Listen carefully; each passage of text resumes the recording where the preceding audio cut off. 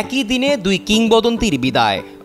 Ronaldo, Messi, যারা যুগের পর যুগ ফুটবল প্রেমীদের হৃদয়ে জায়গা করে নিয়েছেন, তাদের এমন বিদায় চোখ ভেজায় ভক্তদেরও। হয়তো এটাই ফুটবলের নির্মম সৌন্দর্য। জয় পরাজয়ের চক্রে কিংবদন্তিরাও হার মানেন, এমন এক গল্প শোনাবো আজ। প্রথমেই শুরু করা যাক ক্রিস্টিয়ানো রোনালদোকে দিয়ে।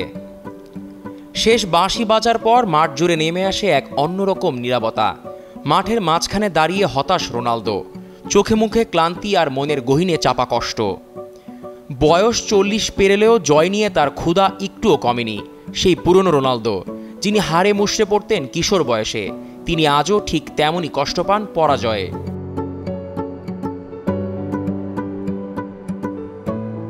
জেদ্দার কিং আবদুল্লাহ স্পোর্টস সিটিতে এএফসি চ্যাম্পিয়ন্স লিগের সেমিফাইনালে জাপানি ক্লাব কাওয়াসাকি ফ্রন্টারের কাছে 3-2 গোলে হেরে বিদায় নেয় রোনালদোর আল নাসের। ম্যাচের 95তম মিনিটে একটা সহজ সুযোগ নষ্ট করেন রোনালদো, যা হয়তো তাকে আরও হতাশ করেছে।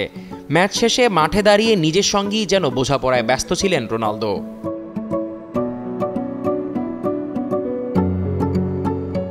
অন্যদিকে আরেক কিংবদন্তি লিওনেল মেসিও একই রকম হতাশার গল্পে নাম লেখান। পহেলা মে সকাল 6:30টায় কনকাকাফ চ্যাম্পিয়ন্স কাপ সেমিফাইনালের ফিরতি লেগে ভ্যাঙ্কুভারের কাছে 3-1 গোলে হারে মেসির ইন্টার মায়ামি। প্রথম লেগ সহ মোট 5-1 ব্যবধানে বিদায় নিতে হয় মায়ামিকে।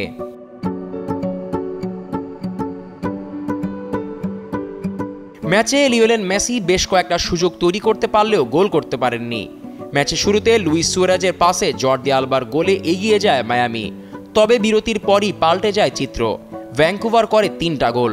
তথ্য বলছে মেসির বিপক্ষে প্রথম 2 ম্যাচই জয় পাওয়া একমাত্র দল এখনও ভ্যাঙ্কুভার।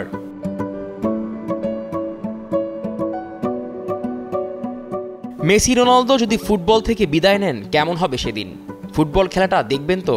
দেখলেও কার জন্য ভেবেছেন কি? ভাবতে থাকুন, উত্তরটা বিষণ্ণতারই হবে।